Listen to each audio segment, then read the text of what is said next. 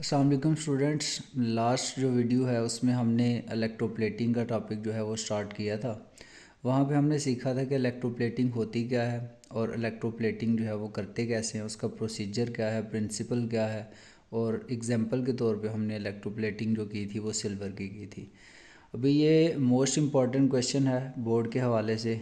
अगर हम देखें तो इलेक्ट्रोप्लेटिंग ऑफ क्रोमियम, ये हमारा टॉपिक है जिसको भी हम डिस्कस करेंगे। लॉन्ग क्वेश्चन के तौर पे आपने इसे याद करना है। अब देखें, मैंने लास्ट वीडियो में आपको बताया कि इलेक्ट्रोप्लेटिंग का मतलब क्या है कि एक मेटल के ऊपर दूसरे मेटल को कोट करना। तो अब देखें, हमने इलेक्ट्रोप्लेटिंग जो करनी है वो किसकी करनी है? क्रोमियम की करनी है। तो हम क्या करेंगे, हम क्रोमियम को डिपॉजिट करवाएंगे, ठीक है, दूसरे मेटल की सरफेस के ऊपर। तो इसकी जो डेफिनेशन आपके पास बनेगी वो क्या बनेगी? Depositing a thin layer of chromium metal on to the surface of another metal. मतलब आपको कोई भी जो गिवन मेटल दिया गया हो, फॉर एग्जांपल जो क्रोडेड हो, लाइक वो आपके पास आयरन का पीस हो सकता है, स्टील है या कोई और मेटल है, तो आपने उस मेटल की सरफेस के ऊपर एक बारीक तय जो है उसको चढ़ाना है। और वो जो बारीक तय होगी वो किस मेटल की होगी? क्रोमियम मेटल की होगी।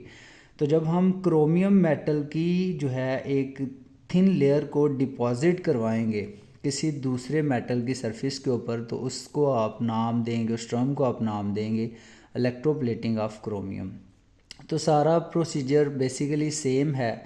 यहाँ पे हमने करना क्या है कि प्रोसीजर में देखते हैं।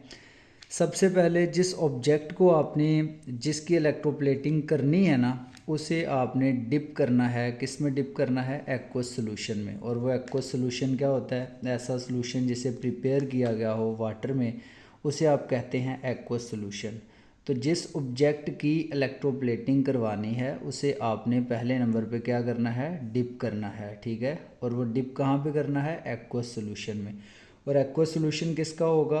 क्रोमियम सल्फेट का, क्रोमियम सल्फेट का, ठीक है। अब देखें, aqueous solution of chromium sulphate क्यों होगा?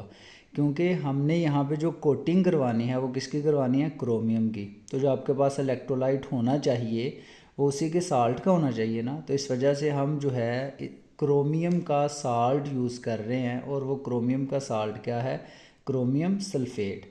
तो इसका मतलब ये हुआ कि यहाँ पे जो इलेक्ट्रोलाइट हम यूज़ करेंगे वो इलेक्ट्रोलाइट आपके पास क्या होगा? क्रोमियम सल्फेट, ठीक है।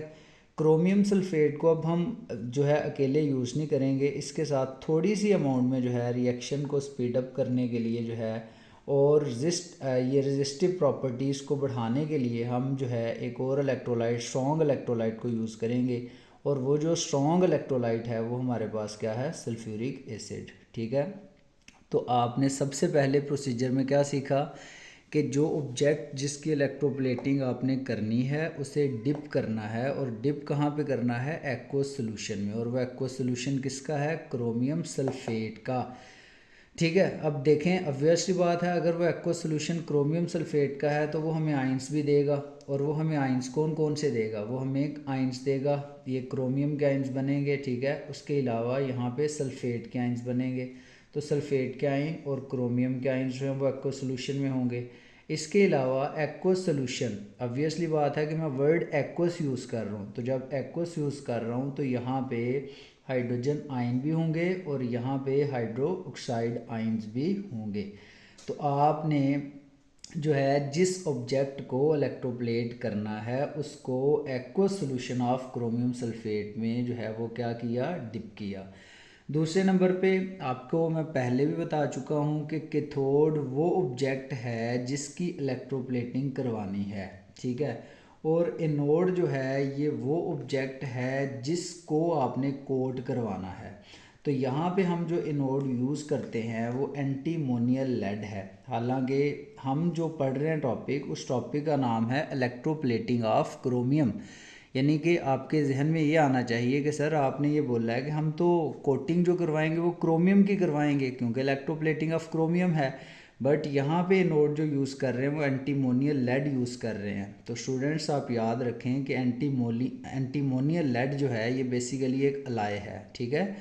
और इस अलाय में दो मेटल्स होते हैं, एक का नाम है एंटीमनी, एंटीमनी का सिंबल क्या होता है? Sb। और दूसरा क्या है? Pb lead. अब ये एंटीमोनियल लेड जो है इसे यूज़ करने का क्या मकसद है, इसका क्या पर्पज़ है। देखिए, सबसे पहली बात तो आप लोगों ने याद रखनी है कि एंटीमोनियल लेड को इस वजह से यूज़ करते हैं कि ये इलेक्ट्रिसिटी का अच्छा कंडक्टर है क्रोमियम की निस्बत। तो हमें इलेक्ट्रोलिसिस के प्रोसेस में एक ऐसा जो है वो मीडियम चाहिए जो अच्छा कंडक्टर हो इलेक्ट्रिसिटी का। तो जो एंटीमोनियल लेड है ये अच्छा कंडक्टर है इलेक्ट्रिसिटी का एज़ कम्पेयर टू क्रोमियम, इसलिए एंटीमोनियल लेड को इस प्रोसेस में हम यूज़ कर रहे हैं, ठीक है, एज एन एनोड। दूसरी इसकी रीज़न ये है कि ये अनरिएक्टिव होता है और ये ऑक्सीडेशन को रेजिस्ट करता है, ठीक है। मतलब देखें, जो क्रोमियम है ना, ये क्रोमियम बहुत ज़्यादा आयंस दे देता है एक्वस सॉल्यूशन में। पहले ही अगर हम देखें तो इसकी कंसंट्रेशन ज़्यादा होती है। अगर आप देखें for example chromium sulphate use कर रहे हैं, उसमें से भी क्रोमियम आयन आपको मिल रहे हैं। अगर हम एनोड को भी क्रोमियम, एनोड जो है वो भी क्रोमियम का हो, तो इसका मतलब है वो भी इलेक्ट्रॉन लूज करेगा, वो भी क्रोमियम के आयन बन गए। तो हमारा ये जो ओवरऑल इलेक्ट्रोलिटिक सेल है, इसमें क्रोमियम आयंस की कंसंट्रेशन बढ़ जाएगी। तो हम ऐसा नहीं चाहते, हम नहीं चाहते कि क्रोमियम आयंस जो हैं उनकी कंसंट्रेशन ज़्यादा हो, क्योंकि हम जो है यहाँ पे इक्विलिब्रियम हमें चाहिए ताकि रिएक्शन जो है वो स्मूथली हो। इस वजह से हम क्या करते हैं कि क्रोमियम को यूज़ नहीं करते, बल्कि क्रोमियम की जगह पे हम एंटीमोनियल लेड यूज़ करते हैं, ठीक है। और तीसरी बात ये है कि यहाँ पे ये इलेक्ट्रिक करंट का जो फ्लो है ना, चूँकि ये अच्छा कंडक्टर है, तो ये एक अच्छा जो है ये यानी कि इलेक्ट्रिसिटी का जो फ़्लो है ना वो बेहतर होता है। तो इलेक्ट्रिसिटी का फ़्लो जितना बेहतर होगा तो इलेक्ट्रोलिसिस का प्रोसेस उतना बेहतर होगा, और जो हमारे पास जो है इलेक्ट्रोप्लेटिंग जो है वो उतनी जल्दी हो जाएगी, ठीक है। इस वजह से हम जो है यहाँ पे एनोड जो है वो क्रोमियम को यूज़ नहीं कर रहे, बल्कि किसको यूज़ कर रहे हैं, एंटीमोनियल लेड को यूज़ कर रहे हैं, ठीक है। अब देखें, मैंने आपको ये बताया है, अब रिएक्शंस की तरफ आते हैं। मैंने आपको ये बताया है कि यहाँ पे हमने जो यूज़ करना है इलेक्ट्रोलाइट को वो क्रोमियम सल्फेट है।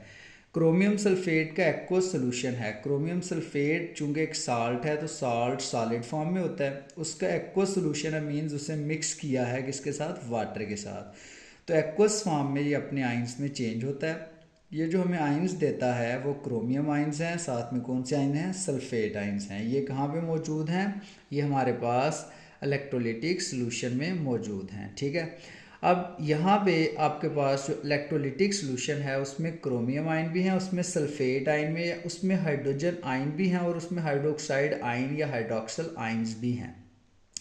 अब देखिए, यहाँ पे डिसाइड ये करना है हमने कि ऑक्सीडेशन किसकी होगी और रिडक्शन जो है वो किसकी होगी, क्योंकि जब एनोड की बात करें तो एनोड पे ऑक्सीडेशन होती है, और ऑक्सीडेशन में क्या होता है, लॉस ऑफ इलेक्ट्रॉन्स। तो हमारे पास यहाँ पे या तो ऑप्शन है सल्फेट का या तो ऑप्शन है हाइड्रो ऑक्साइड आयन का। तो हाइड्रोक्साइड आयन जो हैं ये प्रेफर करते हैं, ये ज़्यादा जल्दी ऑक्सीडाइज होते हैं as compare to sulphate ion. Sulphate ion जो होते हैं ये इलेक्ट्रोलाइट यानी कि इलेक्ट्रोलिटिक सोल्यूशन में रहना पसंद करते हैं, और जो हाइड्रोक्साइड आयन हैं ये ऑक्सीडाइज हो जाते हैं, और ऑक्सीडाइज होने के बाद ये आसानी से इलेक्ट्रॉन लूज़ कर देते हैं। लेट्स से कि हमारे पास जो है 4 वाटर मालिक्यूल थे। अगर हमारे पास 4 वाटर मालिक्यूल थे तो ऑब्वियसली बात है कि उन्होंने जब आयोनाइज होना है तो उन्होंने हमें देने थे 4 हाइड्रोजन आयन और 4 हमें मिलने थे हाइड्रो ऑक्साइड आयन, ठीक है। अब अगर हमारे पास ये 4 हाइड्रोक्साइड आयन हैं तो 4 हाइड्रोक्साइड आयन 4 इलेक्ट्रॉन लूज़ करेंगे, ठीक है। एनोड पे होती है ऑक्सीडेशन, और ऑक्सीडेशन में क्या होता है, लॉस ऑफ इलेक्ट्रॉन्स। तो हाइड्रोक्साइड आयन अपने इलेक्ट्रॉन लूज़ करेंगे। तो यहाँ पे हर हाइड्रोक्साइड आयन एक एक इलेक्ट्रॉन लूज़ करेगा, तो ओवरऑल यहाँ पे 4 इलेक्ट्रॉन लूज़ हो जाएंगे। अब देखिए, यहाँ पे 4 ऑक्सीजन बच गए, 4 हाइड्रोजन बच गए, उसमें से वाटर के 2 मालिक्यूल बन जाएंगे। 2 वाटर के मालिक्यूल बनने में 4 हाइड्रोजन और 2 ऑक्सीजन यूज़ हो जाएंगे, बट 2 जो आपके पास ऑक्सीजन के एटम हैं वो ऑक्सीजन गैशियस फॉर्म में यहाँ से निकल जाएगा, ठीक है।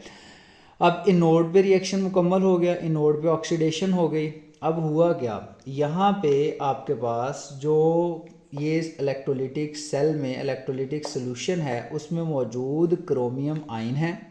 वो जो क्रोमियम आयन है वो मूव करना शुरू कर देंगे। किसकी तरफ मूव करना शुरू कर देंगे? कैथोड की सरफेस की तरफ मूव करना शुरू कर देंगे, ठीक है। और वहाँ से इलेक्ट्रॉन हासिल करेंगे, क्योंकि कैथोड की सरफेस पे ऊपर कौन सा चार्ज होता है? नेगेटिव चार्ज होता है। तो इनको चाहिए भी क्या? Negative charge. तो वहाँ से ये इलेक्ट्रॉन हासिल करेंगे और हासिल करने के बाद ये क्या हो जाएंगे? रिड्यूस हो जाएंगे, खुद को रिड्यूस कर देंगे। और ये क्रोमियम यानी कि आयन की फॉर्म में नहीं, बल्कि क्रोमियम सॉलिड मेटल की फॉर्म में ये जो है मेटल की सरफेस के ऊपर डिपॉजिट हो जाएंगे। लेट्स से कि ये आपके पास जो है ये स्टील है, या अगर आपके पास आयरन है, या लेट्स से कि हमारे पास यूटेंसिल्स में अगर हम बात करें तो स्पून है, तो स्पून के ऊपर जो है वो क्रोमियम जो है उसकी कोटिंग आ जाएगी, यानी कि उसकी तय आ जाएगी। और इस तरह से आपके पास क्या हो जाएगी? इलेक्ट्रोप्लेटिंग हो जाएगी क्रोमियम की, ठीक है। तो यहाँ पे एनोड और कैथोड का जो रिएक्शन है वो मुकम्मल होता है। अब स्टूडेंट्स लास्ट पे ये बात याद रखिएगा कि हम स्टील को कभी भी, ठीक है, कभी भी हम स्टील की डायरेक्टली, लेट्स से कि अगर आपके पास कैथोड स्टील है जिसकी आपने इलेक्ट्रोप्लेटिंग करवानी है, तो स्टील की कभी भी डायरेक्टली क्रोमियम यानी कि स्टील के ऊपर क्रोमियम की तय नहीं चढ़ाते।